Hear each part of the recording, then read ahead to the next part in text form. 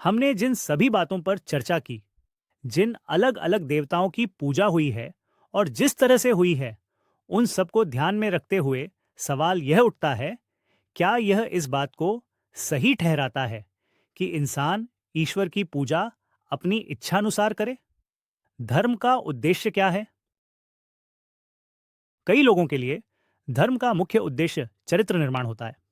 हालांकि यह कितना भी महत्वपूर्ण क्यों ना हो, चरित्र निर्माण धर्म का सबसे अहम लक्ष्य नहीं है।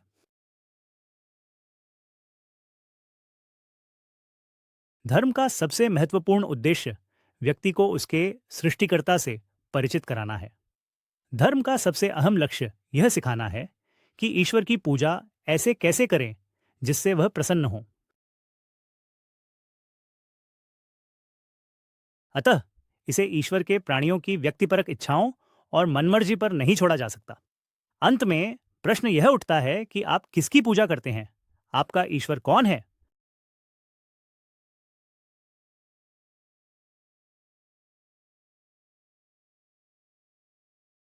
आप ईश्वर की पूजा कैसे करते हैं?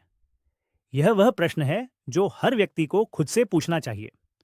और मैं आपसे पूछता हूँ, मेरे प्यारे भाई, मेरी प्यारी बहन, मेरे दोस्त, मैं आपसे कहता हूँ कि आप अपने अंदर की उस आवाज़ को सुने जो आपसे कहती है कि सर्वशक्तिमान ईश्वर अपनी किसी भी रचना जैसा नहीं हो सकता, कि सर्वशक्तिमान ईश्वर अद्वितीय होना चाहिए, कि सर्वशक्तिमान ईश्वर अपने आप में अकेला है, और कि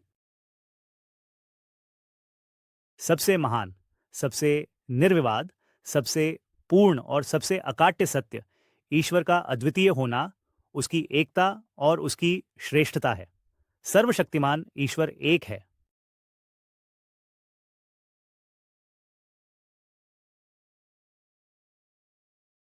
सर्वशक्तिमान अल्लाह ही शाश्वत पनाह है।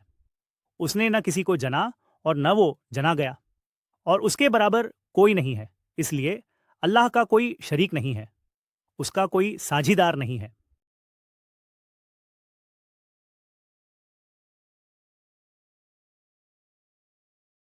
भगवान की कोई पत्नी या बेटा नहीं है। भगवान अपनी रचनाओं जैसे नहीं हैं। ईश्वर अद्वितीय हैं। अस्तित्व में ऐसा कुछ भी नहीं है जो सर्वशक्तिमान ईश्वर के समान हो। वही एकमात्र है। ईश्वर के साथ हमारा संबंध सीधा होता है। सीधे उन्हीं के पास जाओ। उससे सीधे बात करें। उससे सीधे शिकायत करें। उससे बिना मध्यस्थ के क्षमा मांगें। उससे बिना मध्यस्थ के पश्चाताप करें। यह अल्लाह है, मेरा और तुम्हारा ईश्वर, और समस्त अस्तित्व और सारी सृष्टि का ईश्वर। चाहे वे इसे जाने या न जाने, चाहे वे उस पर विश्वास करें या न करें, चाहे वे ईसाई हों या यहूदी या हिंदू या बौद्ध या किसी अन्य संप्रदाय के हों, वह सबका ईश्वर है। अगर आप उसे जानते हैं तो उसकी आराधना करें। अगर आप उसे ढूंढ रहे हैं तो उसके मार्गदर्शन हेतु प्रार्थना करें, और आप उसे पा लेंगे। उन्होंने कहा, हम बुतों की इबादत करते हैं और उन्हीं के पुजारी बने रहते हैं।